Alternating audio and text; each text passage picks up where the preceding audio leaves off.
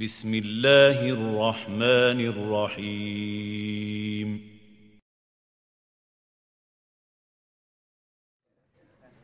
السلام عليكم ورحمة الله وبركاته. بسم الله الرحمن الرحيم. الحمد لله رب العالمين، وصلى الله وسلم وبارك على عبده ورسوله نبينا محمد وعلى آله وأصحابه. أما بعد, we mentioned last week regarding Al-Istiqamah, according to Al-Hafidh ibn Qayyim rahimahullah ta'ala. What is Al-Istiqamah? Why is it so important? Why is it so virtuous? And some of the intended meanings and objectives of Al-Istiqamah and of its what? Parameters and diameters, the boundaries, the ins and the outs. The ins and the outs of Al-Istiqamah. We left off, rahimahullah, which he said, speaking about some very important concepts of Al-Istiqamah that many people forget about and overlook, and others are just totally unaware of. He says, هذه ضربة تتضمن ستة أمور عملا واجتهادا فيه وبذل المجهود واقتصاد وهو السلوك بين طرفي الإفراط وهو الجور على النفوس والتفريط بالإضاعة ووقوفا ما يرسمه العلم وإفراد المعبود بالإرادة وهو الإخلاص ووقوع الأعمال على الأمر وهو متابعة السنة. فهذه الأمور الستة أو فبهذه الأمور الستة تتم هذه الدرجة استقامتهم، وبالخروج عن واحد منها يخرجون عن الاستقامة، إما خروجا كليا وإما خروجا جزئيا. والسلف يذكرون هذين الأصلين كثيرا، وهما الاقتصاد في الأعمال والاعتصام بالسنة.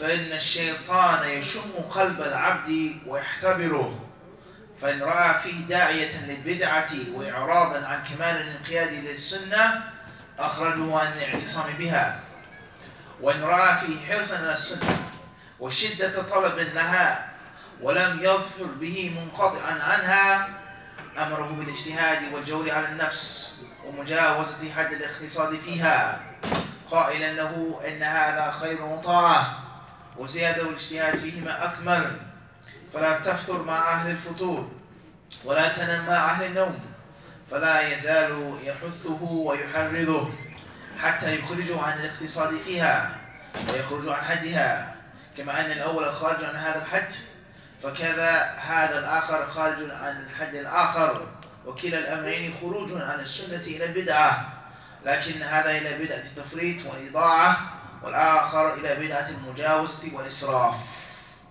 He then speaks on, we'll summarize some of his speech, two main points. The first is those who leave istiqamah. They're no longer upon istiqamah because they either go extreme in doing that which is good, or they practice istiqamah according to other than what Muhammad legislated, other than the sunnah. In other words, they fall into innovations. And just stop and think about the Muslims today. Stop and think about the Muslims today in a battle that you have. The average person today isn't religious. The concept of being religious, practicing a religion, that in itself, the people of religious practice are a minority, regardless of the religion, regardless of the level of the religion, but just being religious, to look religious, to practice religious, the rituals of any deen. That's not the cool thing nowadays, for one reason or another. And then when a person does practice a religion, what religion does he practice? When a person does come to Islam, what does he practice in Islam? Is he upon the sunnah with righteousness and piety? Or those who do try to practice the sunnah and do try to have knowledge, then they go overboard. They go extreme. They go too hard, too fast. And it's pouring over, out of the cup. It's too much. So the shaitan, well, Ibn Qayyim is saying that he doesn't care however he gets you, however he traps you, whatever snare he puts you in. Whether he gets you to practice bid'ah, thinking that that's istiqamah, thinking that you're getting closer to Allah by singing and dancing, by doing this and by saying this, that the Prophet never ever did, nor his companions. And if he can't do that, then at least he'll get you to go overboard in that which actually is from the Sunnah. And then there are some people, unfortunately, who do both. They'll practice bid'ah, and they'll be extreme in Sunnah. The things that do cling and clutch onto the Sunnah, they go overboard. Too much. Everybody clear on this? So the Qayyim says that the shaitan, he comes and he smells the heart of the slave. He looks at the slave. In other words, he assesses the slave. How can I get this guy? How can I send him away from the istiqamah, the path of istiqamah? I can't get him to drink. I can't get him to go out with girls to smoke and do this. So let me get him by being and practicing innovations. He's pious. He's righteous. He has a thobe. He has a beard. He's in the masjid. He loves Allah. He loves the Rasul. But he's swinging and singing and dancing and twirling. And this wali and this sheikh. And he's chasing this man, rubbing him, touching him, kissing his feet, so on and so forth. He has an aqidah. He has an ibadah that the Prophet ﷺ never ever encouraged or even allowed. And there are other people, the shaitan will come to them. Ibn Qayyim says, and they're on the sunnah, but he sees that they have a desire for more. They're not willing to stop at the limits. So he'll push him until he goes beyond the necessary limit. And everything is extreme. Everything is excessive. Everything is overboard. Everything. No, that's not enough. Get up, do it again. Like this, like that. More. And then he becomes what? He burns himself up with ghulu, with extremism. Everybody clear on this? And these are people that are practicing the religion. So this is shaitan's plot with regards to those who are practicing the deen. What do you think about shaitan's plot for those who don't practice the deen? For those who have no concern, no care, what? For al-Istiqamah. He says, so the pious predecessors, they would mention these two principles. And that is following the sunnah and being balanced in following the sunnah. Not going overboard, not going extreme, and staying away from bid'ah.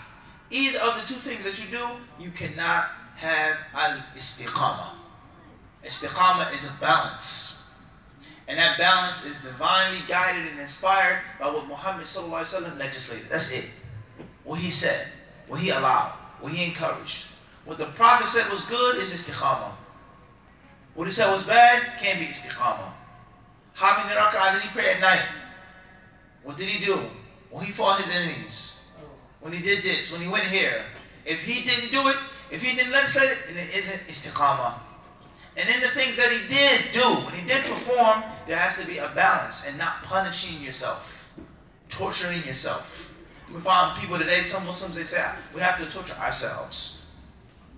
Allah is not going to forgive us unless we torture ourselves, unless we go extreme, unless we do this, unless we do that. And these things are both tricks and traps of the shaitan.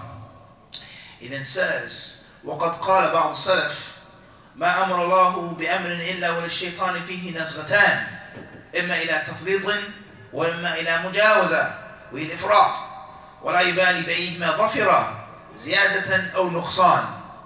Some of the early Muslims, the rightly guided predecessors, they would say that whenever Allah commands and orders the people to do something of salah, of hajj, of fasting, of jihad, of seeking ilm, any act, any command of the deen, he says that the shaitan has 2 times in which he incites, in which he whispers, in which he launches his poisonous arrows at the slave's heart. He says either by him being extreme or even by the slave being negligent and nonchalant. And it says, and the shaitan doesn't care which of the two he gets. Either get you not to care about what Allah says about make salah, or make salah all day long, make 100 rak'ah, make 200 rak'ah. After the dua, after your salah, say subhanallah 1,000 times. And alhamdulillah another 1,000 times. And do this 150 times, and so on and so on and so on and so forth. Khulud, extremism. And the shaitan, he does not care which of the two he gets. Pay close attention to these words, brothers and sisters. Many Muslims today, they say, well, it's impossible for these people to be misguided. Because look at them, they're practicing the sunnah. But if it's extreme, let alone if it's wrong, but let's say for argument's sake, at best, that they're doing something that is from ilm, but it's extreme, that's overboard, that's overkill, that's no less worse than those who aren't practicing the deen at all. Everybody understand this? Iblis doesn't care how you go to hell. It doesn't matter to him. And many Muslims, they get caught up in this. They think, well, no, that's not, no, I can't be doing wrong because I ain't practicing. It's wrong. Allah knows in my heart, it's wrong. I have a good feeling about it, it's wrong. My man, my culture, it's wrong. If it's not upon what Muhammad legislated. And also those who do know about the Sunnah and do know about it, but they're just lazy and lethargic. They don't want to practice. Shaitan is also happy and pleased as well. Ibn Qayyim then says, وقال النبي صلى الله عليه وسلم لعبد الله بن عمرو بن العاص رضي الله عنهما يا عبد الله بن عمرو إن لكل عامة شرة ولكل شرة فترة فمن كانت فترته إلى سنة أفلح ومن كانت فترته إلى بدعة خاب وخسر قال له ذلك حين أمره بالاقتصاد في العمل. The Prophet ﷺ, he said to his companion Abdullah ibn Amr ibn al-As, Allah will please them both, O Abdullah ibn Amr, inna li kulli amilin shirrah. He says, every slave, each and every slave that performs deeds, that works acts of righteousness, he has a flare, a spark, a time of vigor, a peak. Everybody understand this? And once you're up, you're going strong. And he says, وَلِكُلِّ شِرَّةٍ فَتْرَةٍ. And at that peak, and at that spark, there's also a time of the exact opposite, in which you mellow down, in which you're going to lose some of that steam, some of that stamina, an off peak, a bad game, a bad night. After that winning streak, it's going to, whatever goes up, what? Come down. It's going to come down eventually. The dynasty, 3 times you win the championship, 4 times, eventually it's going to do what? Come down. But it doesn't always have to crash and crumble to pieces. But it's going to come down. The steam is going to blow out eventually. The Prophet ﷺ, he says, فَمَنْ كَانَتْ فَتْرَتُهُ إِلَى سُنَّةٍ أَفْلَحٍ. Those people, when it's their downtime, quote unquote, when they don't have all of the steam and all of the vigor, it's towards sunnah. In other words, they don't fall and hit rock bottom. They're still practicing the sunnah. He says, then they are successful. They are successful. And those, when they don't have that vigor and that stamina, that steam and that movement, it's towards bid'ah. He says, then they will be losers. Khaba wa khasira. They won't be successful. So the concept of, there's a time in which you feel strong, and there's a time in which you feel less strong. Your less strong time, or that time in which you're not feeling that strong, it should be towards balance. And you'll never ever hit the bottom. I pray this recommended act when I'm tired, when I'm sleepy, when I'm sick. I'll do the least of the recommended acts of prayer. But not let me go to bid'ah now. One day sunnah, one day bid'ah. This happens all of the time, especially in the masjids. The administration of the masjid is at war. Half are Republican, half are Democrat. These people, they want the sunnah in the masjid, and these people, they want bid'ah in the masjid. They want to practice the deen, they want to practice the culture. My country. No, it's not how we did it in my country. Ya akhi, with all due respect, you're not in your country anymore. Your country is not what Muhammad ﷺ was sent with. Allah's revelation did not descend upon your country. No matter how noble, no matter how wise the men of your country are, how nice and kind and hospitable they are. That's not Islam, brother. Islam is not just for your country, for my country. Some people, half they want to practice the deen, the other half they want to, politics. Not saying that politics aren't from the deen, but everybody understand what I'm trying to say to you. Is it a political agenda or is it Islamic agenda? So the people that have this tug of war, this struggle, the masjid should all shoot to be upon the sunnah. And when they come down, it should be something that's what? Still balanced and not to anything else. Ibn Qayyim rahimahullah ta'ala, he then says, the Prophet ﷺ, he told Abdullah ibn Amr ibn al-As these words when he commanded him to be balanced in his deeds. فَكُلُّ الْخَيْرِ فِي اجْتِهَادٍ وَاقْتِصَادٍ وإخلاص مقرون بالاتباع كما قال بعض الصحابة اقتصاد في سبيل وسنة خير من اجتهاد في خلاف سبيل وسنة فاحرصوا أن تكون أعمالكم على منهاج الأنبياء عليهم الصلاة أو عليهم السلام وسنتهم. He says, so all good is a person being balanced and following with sincerity. As some of the Sahaba said, balanced Sunnah, balanced guidance It's better than hard work upon bid'ah. It's better to be mediocre upon the sunnah than be outstanding and fantastic upon innovation. It's better for you to be an average 9 to 5 layman Muslim upon that which is from the deen than be a superior Muslim upon that which is innovation. He says it's far more pleasing to Allah subhanahu wa ta'ala. And then says here, so work hard for your deeds to be upon the way of the prophets and the sunnah of the prophets. وكذلك الرياء في الأعمال يخرجه عن الاستقامة والفتور والتواني يخرجه عنها أيضا. والذي يعين العابد على هذا التمييز أن يقف في مقام الفرق فيشهد الفرق بين الأمر والنهي والثواب والعقاب والموالاة والمعاداة والفرق بين ما يحبه الله ويرضى وبين يبغضه ويسخطه فهو في مقام الفرق الذي لا يحصل للعبد درجة الإسلام فضلا عن مقام الإحسان إلا به. Another thing that takes a person away from istiqamah is showing off, is desiring to be seen and wanting to be heard by men, doing things for Allah but with a tinge, with a tad of showing off for the people. I did it for Allah, but now I know people looking at me, so let me spice it up. Let me do it better. Let me beautify it. Let me perfume it even more. You see people looking at you. You feel people looking at you, so you add a little more to it. He says this is something that takes the slave away from al-istiqamah and also laziness and lethargy. A person being a slacker, as we say, a lame. What are you waiting for? Do it. Go after it. Bismillah. It's not tomorrow. Inshallah next year. Next week. It's very important to the students of knowledge. Brothers that come all the time. Yeah, Sheikh, yeah, Fulan. Write me a tazkiyah. Where you from? Who are you? Kala, kala, kala, kala. What are you waiting for to go overseas? What are you waiting for to study the Quran? What are you waiting for to learn Arabic? What are you waiting for? You need to take it right now. Right now. Not tomorrow, not next week. Right now. And if you don't have that thirst, if you don't have that hunger, if you don't have that obsessive drive, as we said before, then you what? You hear me?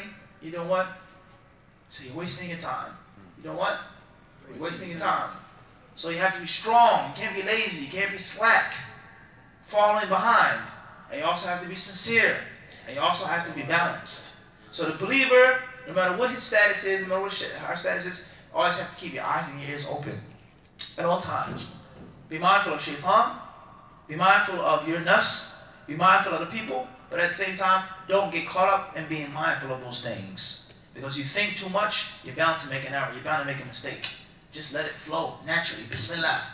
This is what the Prophet said about salah. Let me make the salah. This is what the Prophet said about hajj. Bismillah, let's go make hajj. Well, what if I don't want people to think, I don't want the Bismillah. Let it flow what? Naturally. Like water. Ibn Qayyim rahimahullah ta'ala then says, and the thing that allows the slave to distinguish between this and from that is making the farq, the furqan, to know when Allah commands and when Allah prohibits. When Allah is speaking about rewards and when Allah is speaking about punishments. To love and to hate. And to distinguish what Allah loves and what Allah is pleased with and what Allah hates and what Allah abhors. And this is the station. This is the thing. The only way that a person can truly obtain his Islam. وَلَا يَحْصُلُ هَذَا إِلَّا بِالْبَقَاءِ مَعَ النُّورِ الْيَقَظَةِ فَهُوَ الدَّوَامُ فِي الْيَقَظَةِ لا يطفئ نورها بظلمة الغفلة بل يستديم يقظته ويرى عنه في ذلك كالمجذوب المأخوذ عن نفسه حفظا ظاهره لأن هذه المواهب تحصل بتحفظه واحترازه وليشهد أن الله هو المقيم له والمقوم وأن استقامته وقيامه بالله لا بنفسه ولا بطلبه. He says here, and this only takes place, as we just said, by being aware, by being awake. But if you're sleeping, what can you do? If you're heedless, what can you do? If you're drunk and intoxicated spiritually, you're not going to have a clue about these things. You're not going to have an idea of what to do and how to do it. When is shaitan coming? How is he coming? My nafs, you don't have a clue, you don't have an idea. So the concept of Islamic awareness, the concept of being aware of your own self, of your own strong points and your own weak points, your own flaws. You know yourself better than anyone else. You know what's missing more than anyone else. You know the things that you need more than anyone else. And you can't do that unless you're what? awake you. And once you're awake, you have to be attentive, you have to be listening, you have to be watching, you have to be paying attention. So everything in Islam is based on what? A balance. If you want to summarize Al-Istiqamah, it is following the Kitab and the Sunnah. Obeying the Kitab and the Sunnah in the balanced way that Allah had intended. And indeed, it is not balanced for you to disregard Istiqamah. Allah knows what's in our heart. Allah is most merciful, so on and so forth. That's not balance, as some people try to make it seem. Balance, there has to be something on the other side of the what? Scale. If the other end of the scale is empty, then it's what? It's not balance. So there's some people say, when they see you practicing the Sunnah, dressing like this, praying like this, actually be balanced, don't be extreme. What is your definition of extremism? Extremism is doing something extra, doing something more that the Prophet ﷺ did. The Prophet ﷺ, he had a beard. So how's having a beard being extreme? That doesn't even make any sense now. The Prophet ﷺ, when he offered the salah, he raised his hands. So how is me raising my hands and telling people to raise their hands, how is that extreme? And the Prophet did it and legislated it and advised people to do it. That can't be extreme right now. Everybody understand this? Going overboard is a different story. But the sheer fact of performing what Muhammad performed, doing what he did, that can never ever be extremism. So it has to be two weights in the scale for there to be a what? A balance. It has to be something on the other side. So many Muslims, they're tricked by shaitan to think that practice of the deen is extremism. Practice is being extreme. That's incorrect as well. Practice the religion without going overboard. How do you know when you're going overboard? How do you know when you're not practicing? Except, he says, by yaqaba, being awake, having ilm, having knowledge, being aware of what's going on, what are you saying, what are you doing, what is Islam? And that's why the Prophet said those beautiful words, مَنْ يُرِدِ اللَّهُ بِهِ خَيْرًا يُفَقِّهُ فِي الدِّينِ. Whoever Allah wants good for, he does what? Fiqh of the deen. And fiqh of the deen comprises everything of the deen. Not just Malik, Shafi'i, Ahmed, Abu Hanifa. That's not how the Prophet spoke. Is that from fiqh of the deen? Yes, to know what to do. But fiqh of the deen is the fiqh of one's nafs.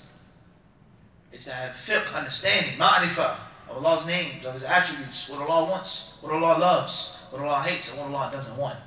To know Muhammad ﷺ, and how Muhammad lived, how he died, how he taught his companions, how they practiced the deen, how they implemented the deen. Knowledge is the key to istiqamah, but it's not enough. Knowledge is only the beginning. Once you get the knowledge, you have to implement the knowledge. You have to practice the knowledge. You have to preserve the knowledge, and you must pass on that knowledge. And it's haram for you to sit back and see your Muslim brothers drowning in misguidance. See your Muslim brothers practicing things that are wrong and incorrect, not doing what they're supposed to do, and you keep silent.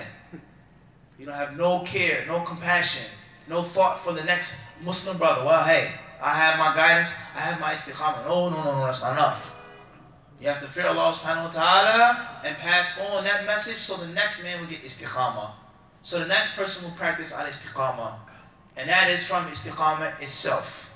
Because what Allah commanded us in the Quran is to give da'wah, is to teach. Udu'u ila sabili rabbika. Call to the path of your Lord. Call everybody to the path of your Lord. And it's the sunnah of Allah. If they're guided, then alhamdulillah. If they listen, alhamdulillah. If they follow the message, alhamdulillah. And if they don't, you did your job.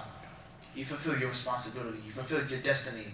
And that's one less question that you won't have to answer for on Yawm al-Qiyamah. And perhaps you call them a second time, and a third time, and a fourth and a fifth time. As Allah says in the Quran, وَاللَّهُ يَدْعُو إِلَى دَارِ السَّلَامِ وَيَهْدِي مَنْ يَشَاءُ إِلَى صِرَاطٍ مُسْتَقِيمٍ.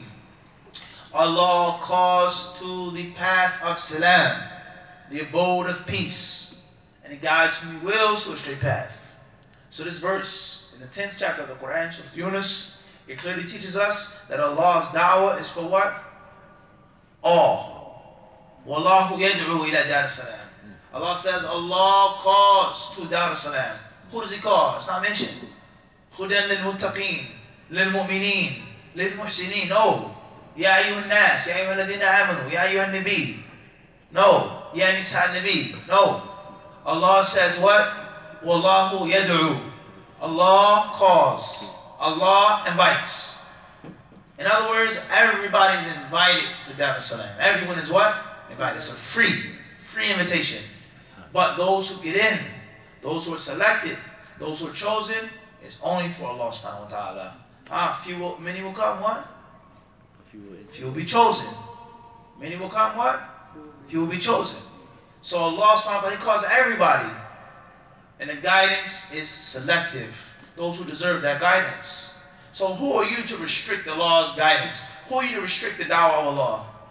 Who are you to say, no, no, no? And Allah calls everybody, but you don't call everybody. That doesn't make any sense. You're obviously not following Quran. It's okay, you can follow Shaykh Quran, that's great. But you're not following what? Kitab. You're not following the Kitab. You're following something else. And that's okay. But in the grave, you make sure you mention that person's name when the angels come to you. Make sure you mention that name. That's going to save you in Yawm al-Qiyamah. Inshallah, hopefully the Kitab will save us. So Allah calls everyone. Dawah is for all. Everybody doesn't want dawah. Everybody's not going to accept it, but it is our job to do what? To call them, to make it available, to make it accessible. So Ibn Qayyim, rahimahullah, he then says, he speaks on the fact that when a person is upon istiqamah, he has to constantly be aware. He has to constantly be awake. And he has to look at himself as someone in a serious, perilous type of situation. It's not an easy, laid-back type of comfortable situation here. You being mustaqim could be taken away from you. It could be snatched from you. You being upon steadfastness and forthrightness is not from you, your knowledge and what you did, your efforts. It's only from Allah. Allah is protecting you. Allah is Al-Qayyim. He is the one who is self-sufficient. And He's also the one who allows others to stand and others to have sufficiency, relative sufficiency. So Ibn Qayyim, he then says, هو المقيم له والمقوم. Allah is the one who allows him to stand up, and Allah is the one who straightens him and allows him to remain standing. A child, when they begin to walk, they begin to stand. They stand up and then they do what? Fall back down. So you can stand up, but are you going to remain standing? Are you going to remain standing? And that you remaining standing is only from, by, and with Allah subhanahu wa ta'ala. Not by what you're doing, not by your own nafs, not by what you're seeking. He says, وَهَذَا الْقَدْرُ مِنْ مُحْبَاتِ شُهُودِ مَعْنَى اسْمِهِ الْقَيُّومُ وَالَّذِي قَامَ بِنَفْسِهِ فَلَمْ يَحْتَاجِ إِلَىٰ أَحَدٍ إِلَىٰ آخِرِهِ. And that is the end of Ibn Qayyim rahimahullah ta'ala's concise, summarized essay on Al-Istiqamah. This is something that we ask Allah, the Mighty and the Majestic, to give us istiqamah, ameen, in our statements and our actions, in our lives, what we do on a daily basis. Allahumma ameen. Allah subhanahu wa ta'ala surely knows best. Alhamdulillah Rabbil Alameen, wa sallallahu sallam wa barak ala abdi wa rasulihi nabina Muhammad.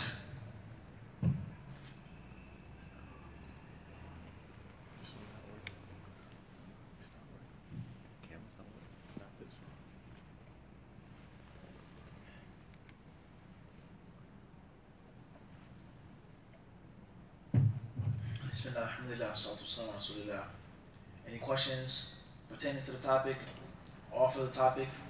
Now is the time, inshallah subhanahu wa ta'ala. Any questions that you may have, brothers or sisters, on the topic, off the topic? Now is the time, bi'idhnillahi subhanahu wa ta'ala. I don't have a question, but I do have a little anecdote, please. Because you had mentioned the question of a topic of showing off. As a child, I didn't get a lot of opportunity to spend time with my father, but one of the few instances I do remember of my father giving me advice, one of the few advices he gave me was about showing off. And I always remember that. And the different instances in my life that happened to me, that sort of meant, whenever it happens, it reminds me of my father's warning. I'm an avid biker. Some of you that know me, you see me on my bike all the time. So there was one instance where I was riding my bike going to the bridge, and I see guys, bikers are one of these people where you see another biker, especially if you're really competitive, then you start to compete against them, you want to catch them and pass them.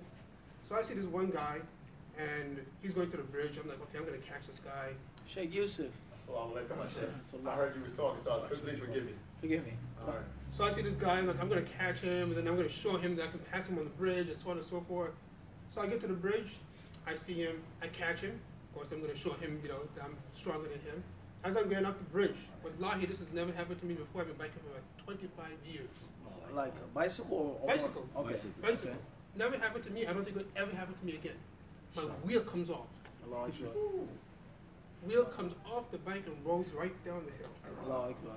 Had to get off my bike, walk down, pick it up. Now, in the meantime, the guy's gone. Allah Akbar. This is an anecdote about showing off. Jazakallah khairan. Jazakallah khairan. Very, very, very, very interesting food for thought. What may happen to you trying to show off instead of just doing what you're supposed to do. Barakallahu feekum. Do you have any other questions from the brothers or the sisters on the topic or off the topic? Any other questions? If not, we will stop here.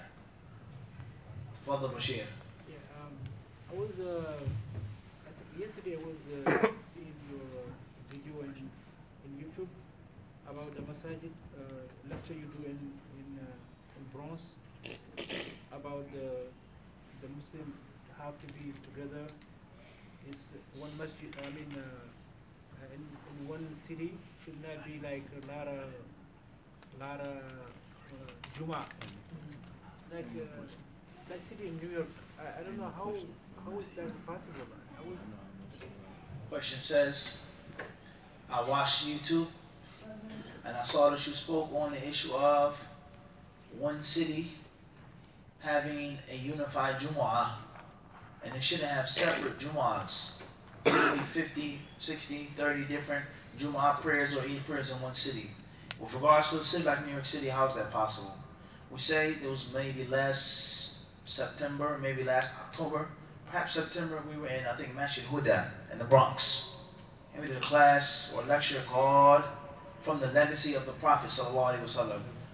And that lecture was on how the Messenger of Allah Sallallahu Alaihi Wasallam called and invited the people to unify themselves, to congregate upon the haqq, to be united as Muslims. And we also mentioned an aspect of this, of its weakness, very unclear and abandoned by many Muslims today in America.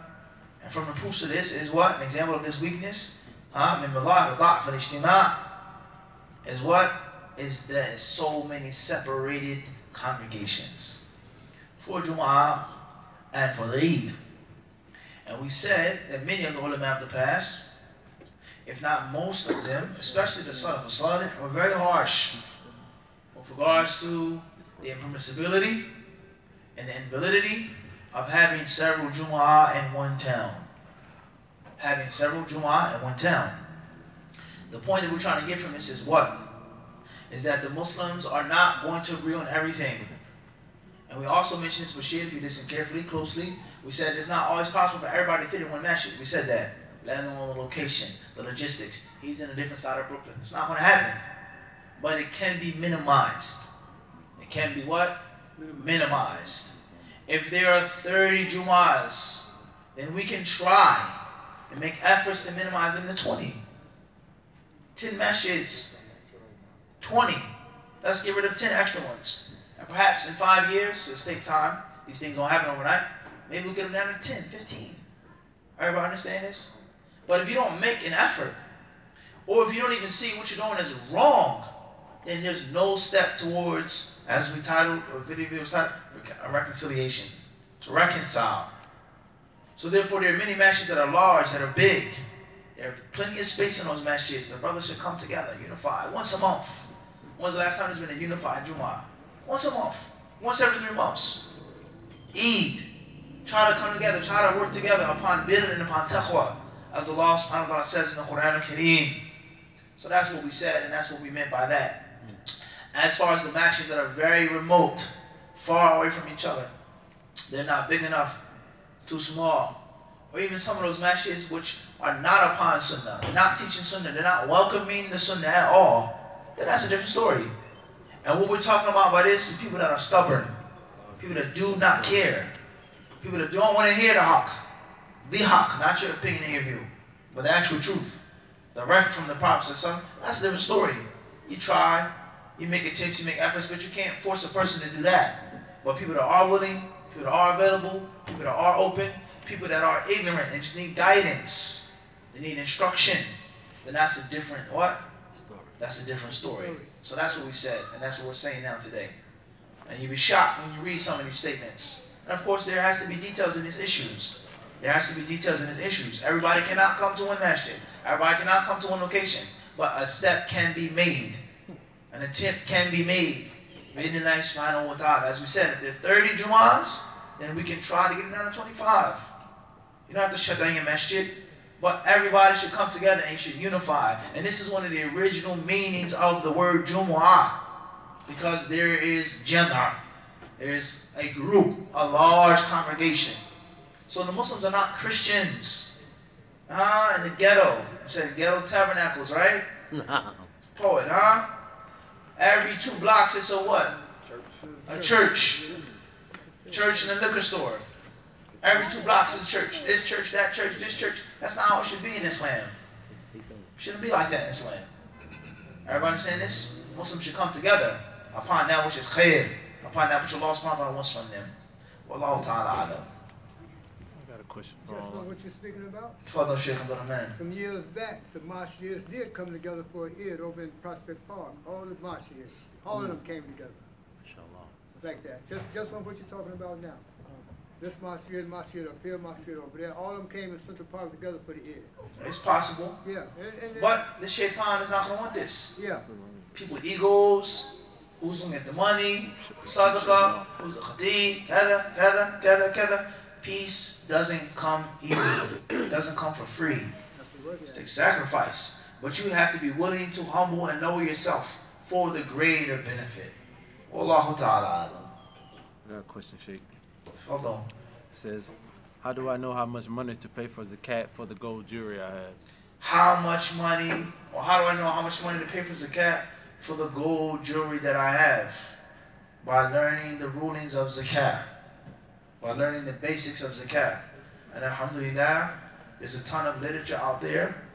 And I can speak myself. We've done many classes on this, on zakat, in which we mentioned the specific and exact calculation and estimation of the zakat. The weight of the Prophet ﷺ, dinar, dirham, gold, silver, ounces, troy ounces, the gold market, etc. Please go back to those lessons on the channel. All you have to do is just search zakat, hadith disciple, Muhammad Munir Mufti. You'll find 3, 4, 5 different workshops that we did on the topic of zakat, with regards to money, with regards to gold, with regards to silver, etc. Wallahu ta'ala alam. Tfadal. It says, can a woman on her menses make the prostration of thankfulness? Question says, a woman who's on her menses, can she make sujood al-shukr, the prostration of forgiveness? We say it's not actual salah. It's just one sajda. One sajda. Person doesn't have to have wudu. Person doesn't have to make the takbir. Person doesn't not have to what? Face the qibla. Inshallah subhanahu wa ta'ala la bas. Tfadal. Salam alaykum. Yes, Shaykh. What is the ruling on owning and using of credit card? Question says, what is the permissibility or the ruling on owning and using the credit card? That's a branch of a big tree. And that is, what is the ruling on dealing with riba? Is it permissible to deal with riba?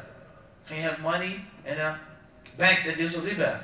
Whether it's debit, credit, visa, or whatever the case may be. The asl is that it's haram for you to cooperate upon sin and transgression. As Allah says in the Quran, not to cooperate upon sin and transgression. And as the Prophet ﷺ says, La'anallahu, he says that Allah curses those who eat from riba, those who give it as food, those who write it, those who take witness. He cursed all of them. At the end of this authentic hadith, he says, وَهُمْ سَوَاء, and they're all equal. Selling it, buying it, dealing with it, trading with it, they're all equal in the curse of Allah subhanahu wa ta'ala. So that's the asl of riba, of dealing with it, any type of transaction with it. Everybody clear on this? Now, the banks today, the systems today, how things are ran today, that's a different story.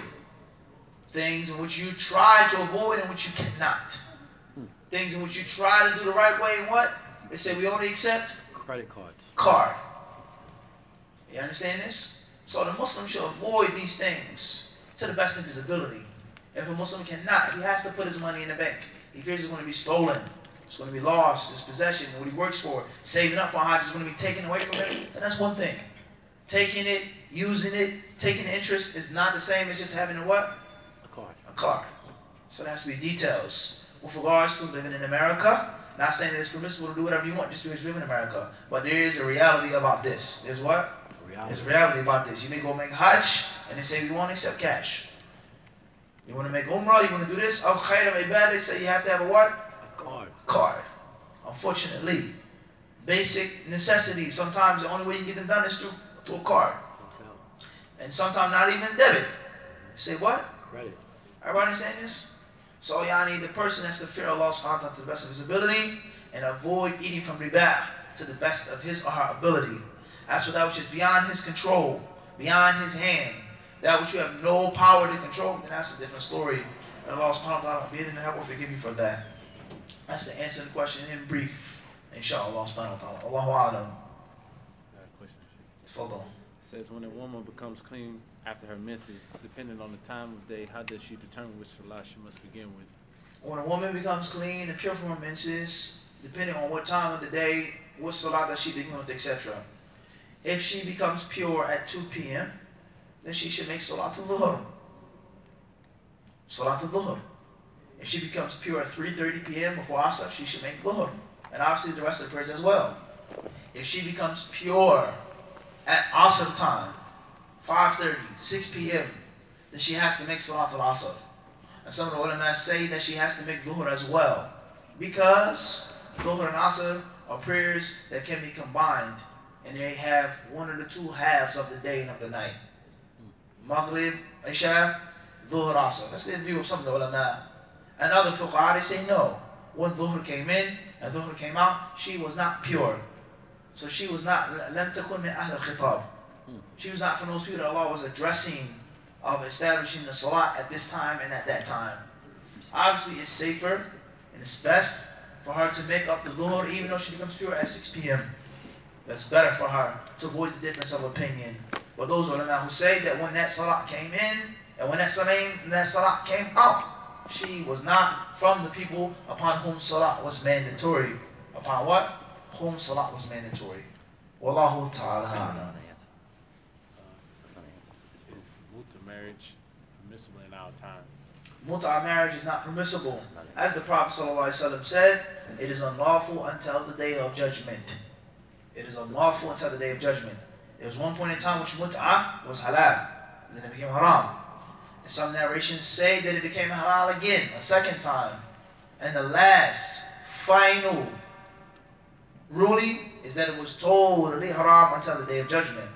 And the Muta marriage is basically, as people say, Muta, that's when a man agrees to marry a woman for a fixed period of time. He gives her a mahar. There is a bridal gift that he offers, she accepts, and they agree that it's only for a short period of time, and then that's it. At one point in time, this was halal, this was lawful, but the Messenger of Allah ﷺ, he prohibited this. He prohibited this. And the authentic hadith of the Prophet ﷺ, Muta is not lawful. If the Prophet ﷺ said it was haram on the day of Khaybar, then it's haram in 2016. Period. La yajuz. Unlawful. Everybody clear on this? That's in brief. Wallahu ta'ala alam. Tfadl. Is it permissible to wear the skin of animals? Question says, is it permissible to wear the skin of animals? Yes and no. Yes and no. There's some skins in which all of the ulama say it's permissible to wear. And there are other skins in which many of the ulama say are haram, unlawful to wear. If a person has sheep skin, a lamb skin, they say butter leather, no? Some of the softest leather, it's a sheep.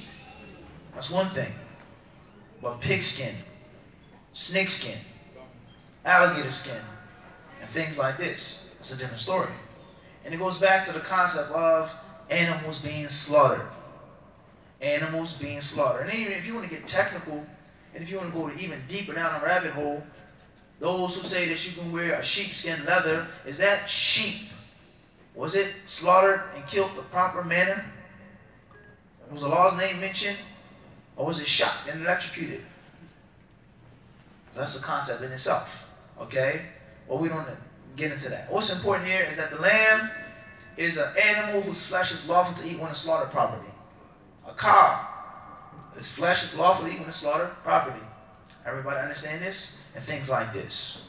As far as a pig, then the flesh of a pig is haram.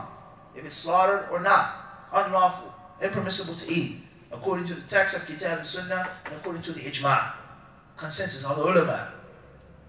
Or a snake, it's a carnivorous type of creature. It hunts, it bites, venom, whatever the case may be. An alligator, which is difference of opinion on eating this. Can you eat alligator or not? You slaughtered alligator or not? Or crocodile skin, crocodile belt, or bag, or your gators, pink, brown, Allahu Alam. Everybody understand these things? So the animal that's lawful to be eaten when it's alive, when it's killed properly, that's clear. But now the problem comes with the animal that is unlawful, the animal that cannot be eaten, the animal which cannot be slaughtered and offered as dhabiha. The animal that is a carnivore, the animal that hunts and attacks. That's when the khilaf comes among the ulama. And some of them say that any skin, any hide of the animal that's tanned and is properly treated becomes lawful. And others, they say only the skins, only the hides that were once originally lawful. Goat, sheep, things like this. Snake, alligator, crocodile, they say no. Or even the fur, the hair of the animal. Rabbit, raccoon, chinchilla, mink, and things like this. Can I have a mink jacket, or I have a Woolrich jacket, or a Ralph Lauren jacket? And it's not synthetic, it's an actual real raccoon. Is that permissible? It's going to be based off of this issue. So some of the ulama say yes, and others they say no. Why they differ is based off of the original concept of the ihab. When it's tanned, what did the Prophet mean when he said this and when he said that? He says, why didn't you use it? Why did you benefit from it? So it's a very long khilaf among the ulama, and which there are over 7 opinions regarding this issue. What is permissible? What is impermissible? Can you play football with a pigskin? Can you touch the pigskin? Is your hand najis when it's colored, when it's dyed, when it's tanned, when it's manufactured and processed? Does it become pure or is it still najis? Everyone understand this? There's khilaf among the fuqaha. If you have any doubt, you should avoid it. If you're not clear, if you can't read and decipher for yourself, then you should avoid it.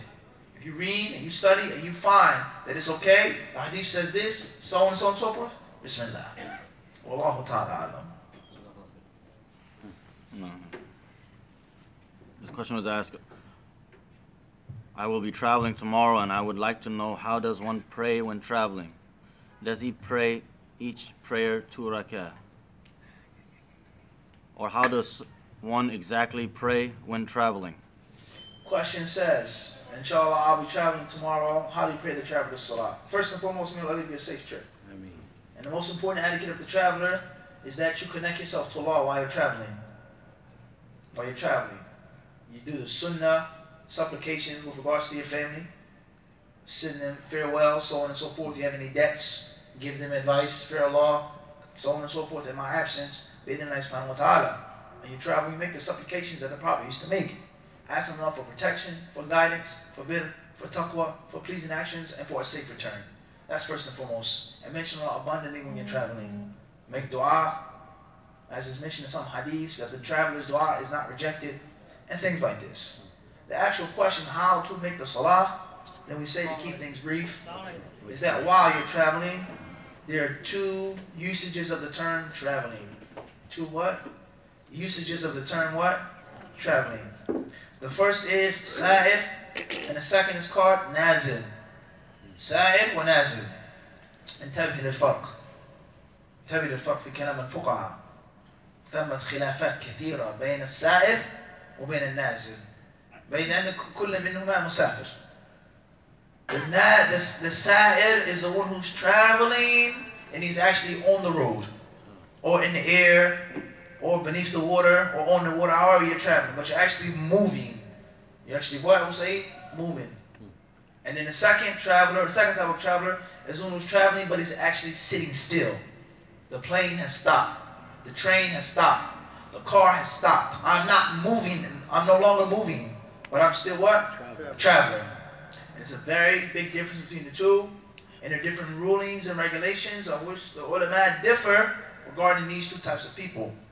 So we say, to keep things simple and summarized, whether you're moving or whether you're sitting still, you have the option of combining your salah, combining Maghrib and Isha, and combining Dhuhr and Asr. Fajr is not to be combined, but Dhuhr and Asr can be combined, Maghrib and Isha can be combined. You have the option of doing that.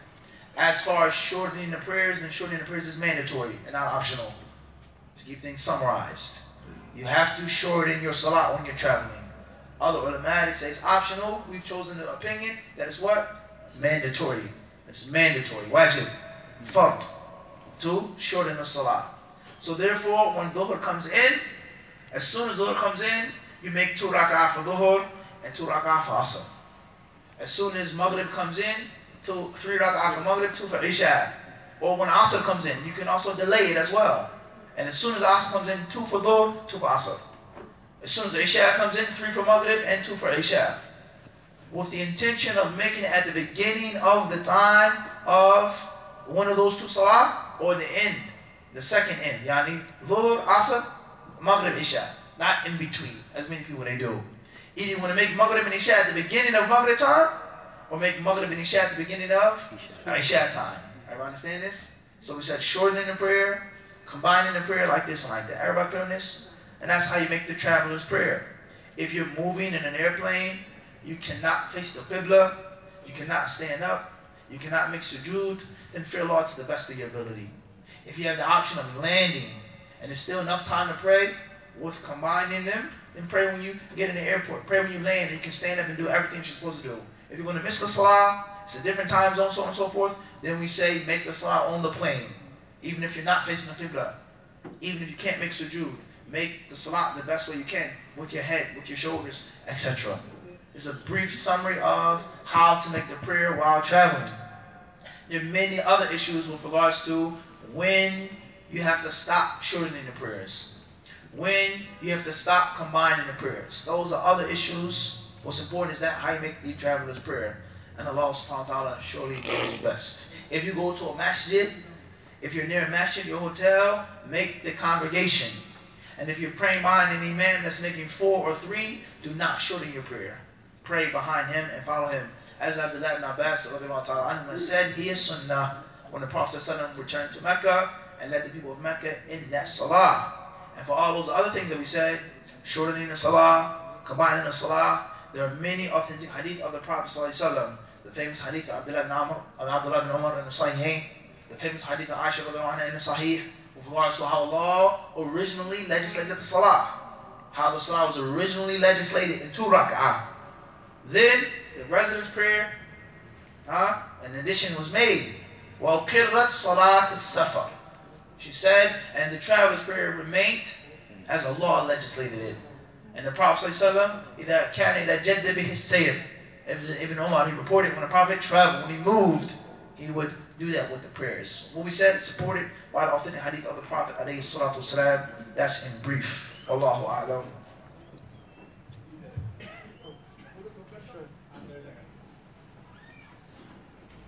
Well,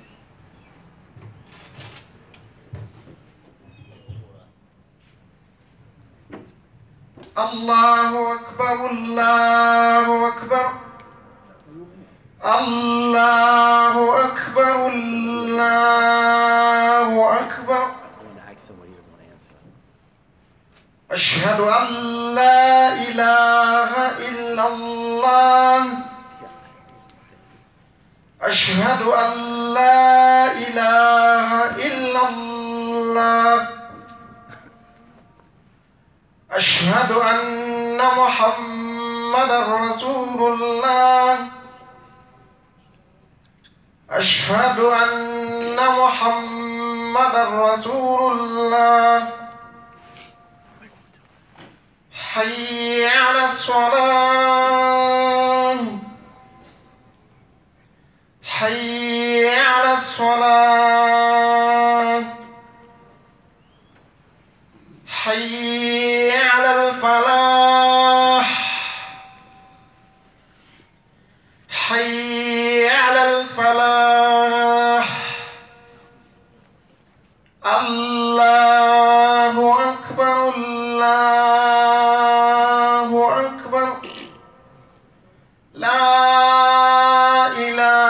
إلا الله.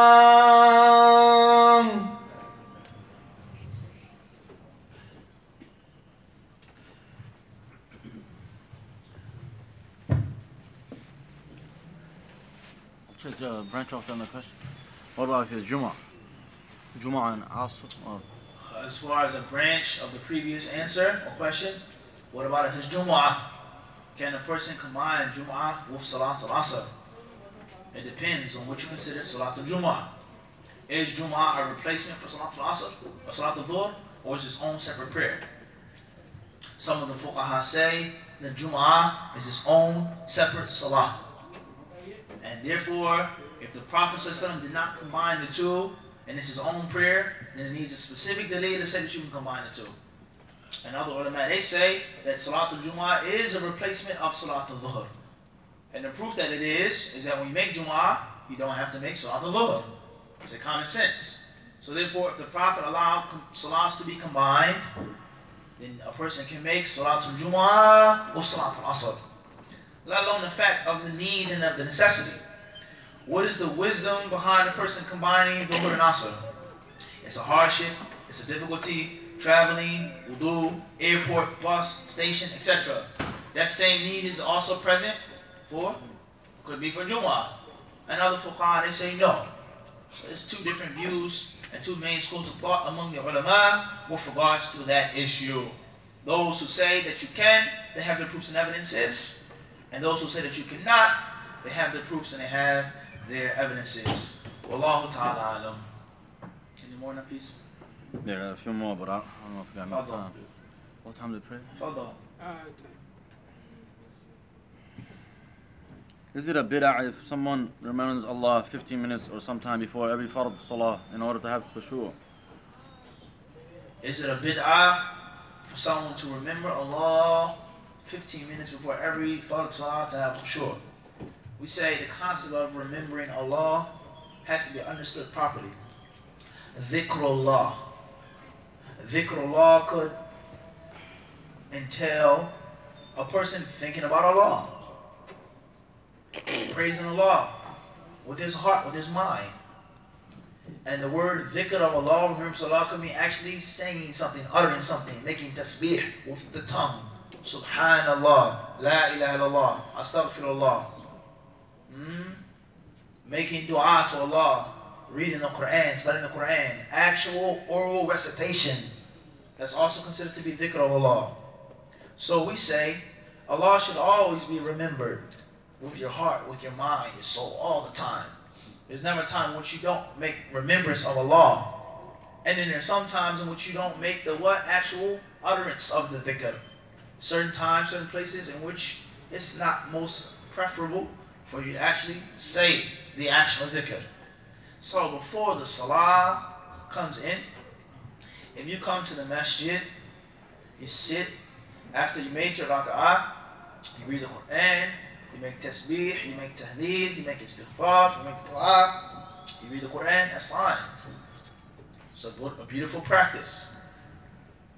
With regards to the salah and khushu', and just with regards to your soul and your spirit. And the best act of worship, as the Prophet ﷺ said, better for the people to meet their enemies, strike their enemies' necks, have the enemies strike their necks. Better for them to spend in Allah's cause gold and silver, that which is pure and more pleasing to Allah subhanahu wa ta'ala. This is the dhikr of Allah subhanahu wa ta'ala. And in many other ahadith of the Rasul ﷺ that show us the superiority of dhikr, as the Imam Shawkani rahimahullah supported. So the point is that the dhikr of Allah is from the greatest acts of ibadah. And alhamdulillah, we've done many lessons on this, many classes and lectures on dhikr, its importance, what to do and what not to do. It's just one hadith that we mentioned among many, a pool of a hadith about the superiority of the dhikr of Allah. So you should be in the masjid thinking about Allah subhanahu wa ta'ala all of the time. Salah and not making salah. Before, after, all year round. But if you want to get yourself in gear for the salah, then do what the Prophet ﷺ did and what he instructed. Brush your teeth. Walk to the masjid. Sit on the front row. Listen to the mu'adhin. Repeat after the mu'adhin.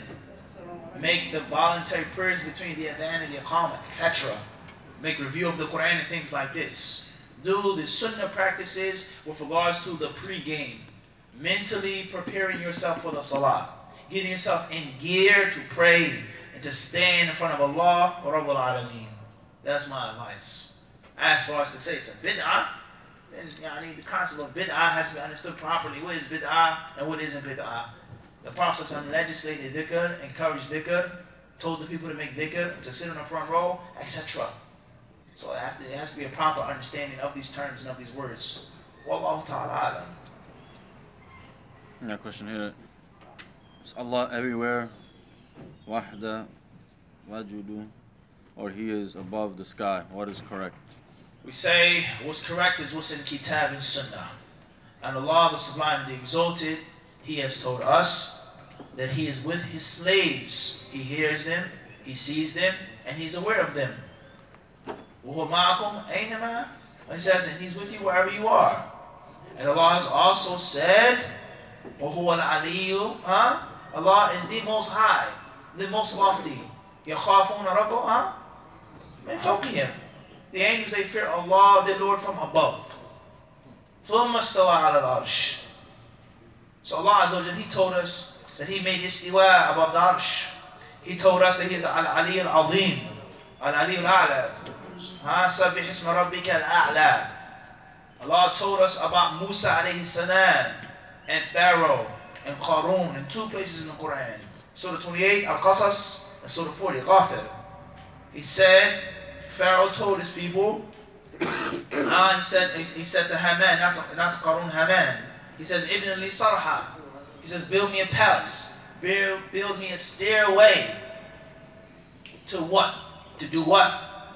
He says, that I may see the Lord of Moses. Allah says that He says, and indeed I think that he's lying. I think that he's a liar. In other words, as the ulama say, this proves that Allah is telling us that Musa told Pharaoh that Allah was above. And if that wasn't the case, then Pharaoh wouldn't have tried to arrogantly, haughtily go up, I want to see Allah. Are you telling the truth? Are you a liar or not?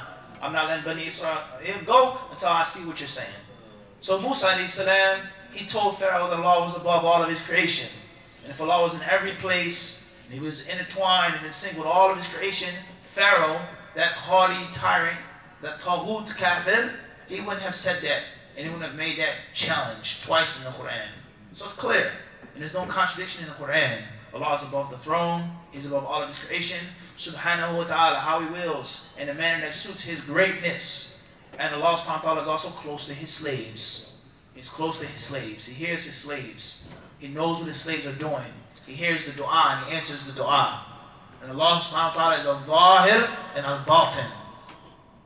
He, the Most High subhanahu wa ta'ala, is above the throne, above the arsh, and He's with His slaves subhanahu wa ta'ala. So we believe in what Allah has said in the Quran al-Kareem, that Allah is above all of His creation, the sublime and the exalted, as is mentioned in the Quran and as the Prophet ﷺ clearly explained.